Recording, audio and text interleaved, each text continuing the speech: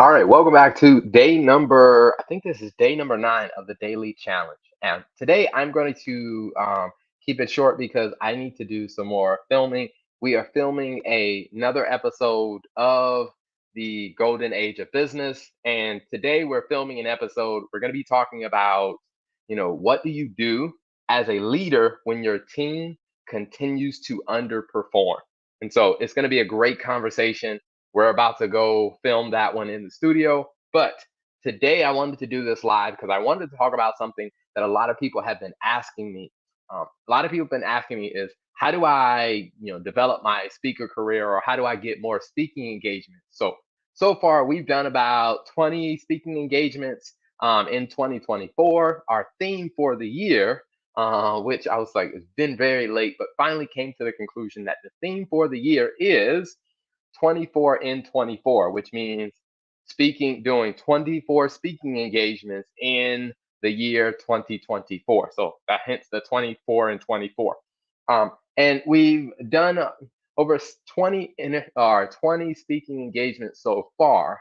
And one of the things that I will, or actually several of the things that I will say about, how do you get that many speaking engagements? A lot of times it comes down to, you know, there are some tactics and some strategies or some things that you can do or some things that you can use to really put yourself in position to be able to do it. And which I will say, if you're social media, one of the things you can probably look at, you can see the post is I listed, 8 things that you can do or 8 things that I've done to really go from, 2 years ago I really wasn't doing a ton of speaking engagements. Maybe 2 years ago when I looked, I think 2 years ago I had done maybe less than 8 speaking engagements to where now, I mean, we're on track to doing at least an average of 2 speaking engagements a month. And a lot of these speaking engagements involve travel. Like I said, it's a mix. Some of them are paid speaking engagements. Some of them I'm not paid for. So it's a mixed strategy, but to see that drastic change, there was a couple of things that we did. And the first thing that I would say is I really had to figure out what's the topic that I wanted to speak on. Because before you can really develop any type of speaking career or any type of, speaker brand, you got to figure out like, what's your message? Like, what are you trying to say? What are you trying to share? Because I had spoken on different topics. And to be honest, I had kind of prided myself on every speaking engagement. I came up with a brand new topic or a brand new spin on the topic, which isn't bad. It takes a lot of work. And what I didn't realize is it didn't give people the chance to really connect me with a actual brand topic. And so I had to do some work on figuring out what was the message that I was trying to deliver. And being more clear on the message didn't mean that I could not have some variety, because I will say I still do not give the exact same speech, when I go different places. It may be a similar topic, but I make it contextual to the audience. Um, and then I think the second step was really understanding, you know, was I willing to speak on that topic for free? And that was a very important one for me. Not to say that, hey, I had to go speak on that topic for free, but I had to ask myself, if I wasn't willing to speak on this topic for free, maybe I wasn't all that passionate or all that interested about it. And to be honest, there are times where I get asked to speak at different events and there's a nice price tag to come with it. It may be a couple of $1,000s for you to come speak on this topic. And to be honest, I'm like, that's not a topic I can really speak on, nor is it a topic that I really feel like I can add value to the audience for. And that's something that I want to make sure that I protect, because I never want to develop a brand where I'm just out speaking for the money, even if I'm not adding value to the audience. So there are some topics that, I just wasn't ready to speak on those things, or I wasn't ready to add value, even though people may have been interested in paying me to do it. So I would often ask myself, am I willing to speak on this for free? Because it helped me understand what topics do I really, really care about. Um, and then there was, like I said, if you read the post that I just shared, whether you're watching on YouTube, LinkedIn, Facebook, you can read through the other steps. Where I really want to step down to is step number 7.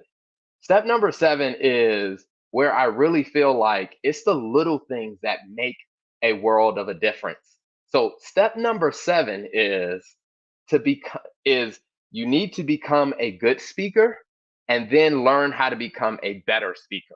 So a lot of people I think over or underestimate the quality of or the process of becoming a good speaker. So one of the things that I learned early on is that you have to have a phenomenal level of respect, and I would even say some level of admiration and compassion and concern for the audience that is coming to hear you speak.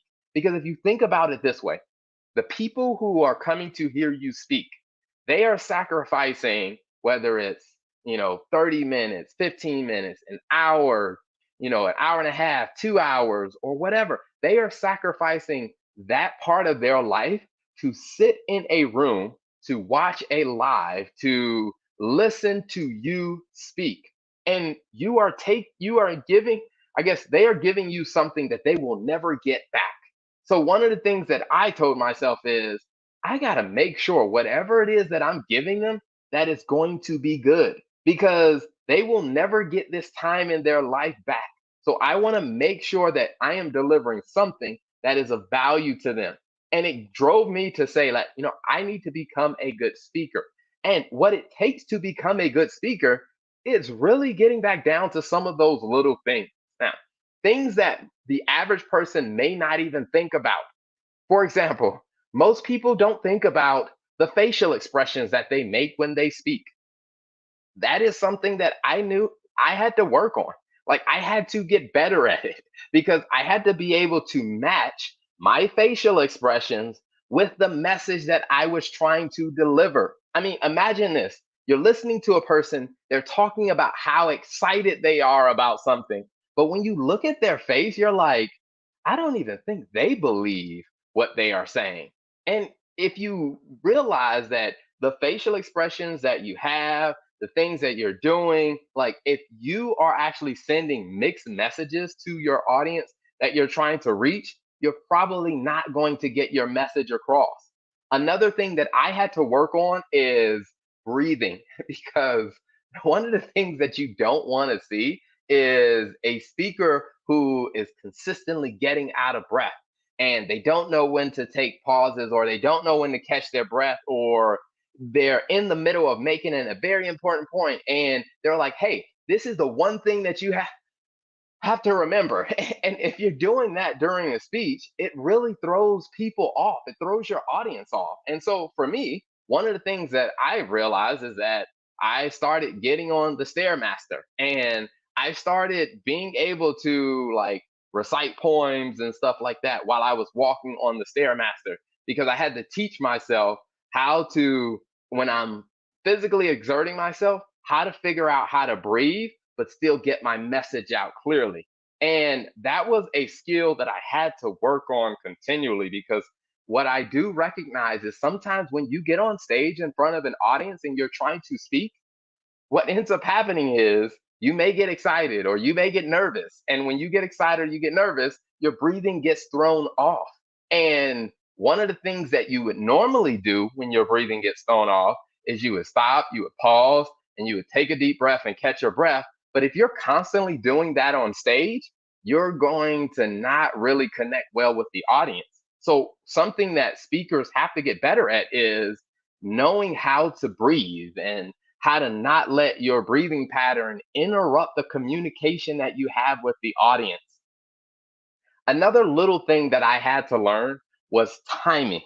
Now, this one is probably what master speakers learn is timing. Because if you are telling a joke and you don't have the right timing, that joke isn't going to land. Or if you're trying to impress upon people a very important point and you don't have the timing quite right, it's probably not going to land as well.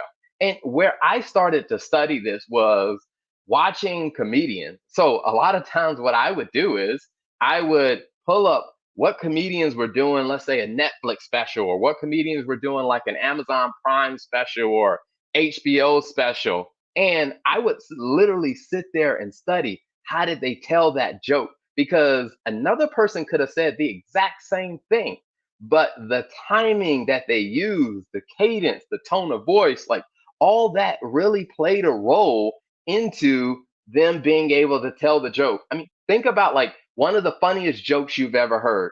Now, imagine someone else who has no charisma, no timing, trying to retell that same joke.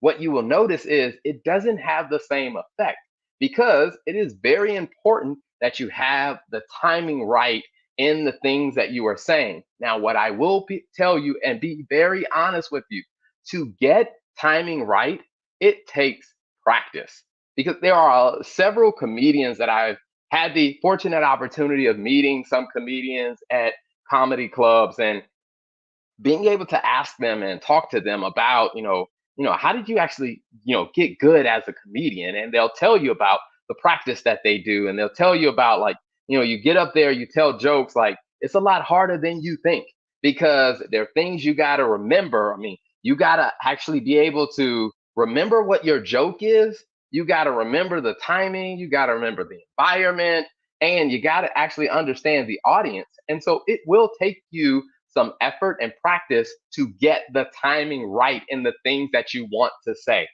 Another thing I had to figure out was tone. Like recently, I spoke at an event, and what I always like to do when I'm speaking at an event is I'll try to show up into the room where I'm going to be speaking a little earlier. And if I can hear other people on stage in that same space, a couple of things I like to observe. One is I like to observe how engaged the audience is. And another thing that is very important is I like to pay attention to the acoustics in the room. Like I was speaking at an event recently and I heard the person who was speaking before me. And one of the things that I noticed when I was sitting in the room is I was like, okay, all right, the audio in this room does not sound that good. And the person who was on stage speaking, they were a bit of a soft speaker.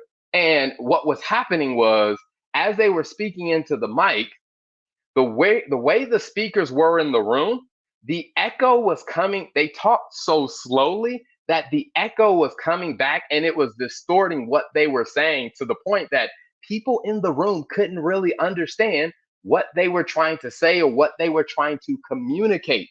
So when it was my turn to get on stage, what I recognized is I need to make sure that I enunciate and that I project very clearly because the acoustics of this room were not the best for the audience. So I had to make sure that when I spoke, that I was going to enunciate and be very clear because I knew that I had to battle with the acoustics of the room to make sure that the audience could hear and they could actually gain value from what I was saying. Because when you're on stage speaking, recognize that there are a lot of things working against you. Because I was also speaking after lunch, which means I'm working against people.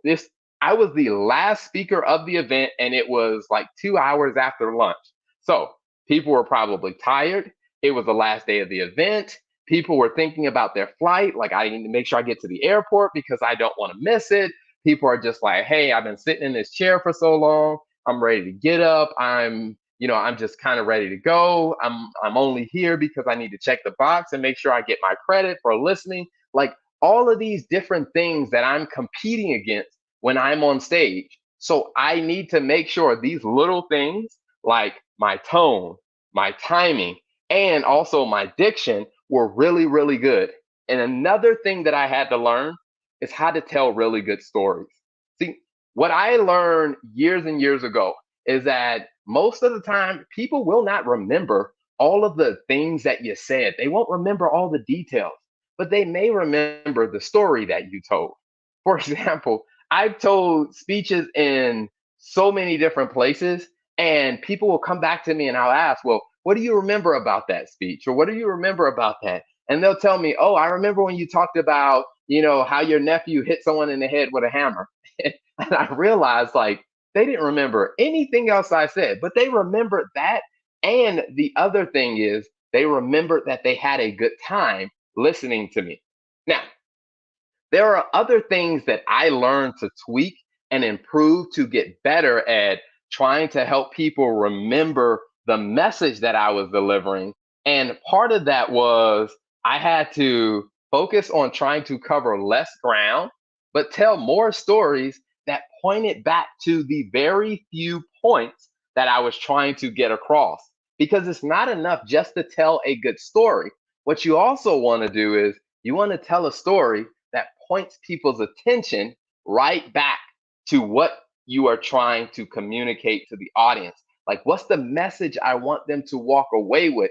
And how do I make sure the story that I'm telling will actually point their attention back to that point? Because when you can start to do that in a skilled way, what I will tell you, all these things will help you become a good speaker. And then once you become a good speaker, then it is your responsibility to now become a better speaker.